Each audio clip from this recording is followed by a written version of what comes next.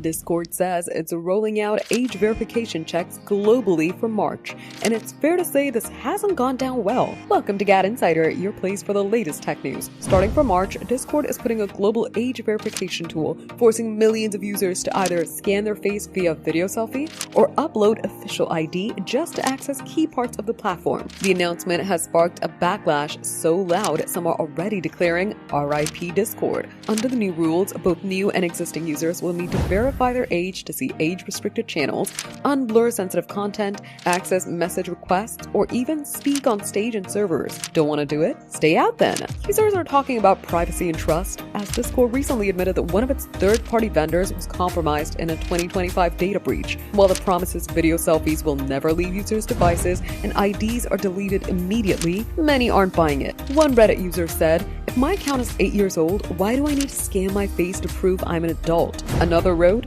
"I will not upload my face or ID to a system that isn't secure." UK and Australia are putting new age check rules. Back then, users easily bypassed the system with video game photo modes until Discord shut that loophole. Now, with US and Europe pushing similar laws, it was about time for this. Users are frustrated over this and plan to switch on alternatives like TeamSpeak, Matrix, or Revolt, though none of them match Discord's massive community reach. Loyal fans who stayed on Discord for years are now forced to scan their faces and prove their identities. For more tech updates, subscribe to GadInsider, like and share the video, and don't forget to press the bell icon so you never miss any update.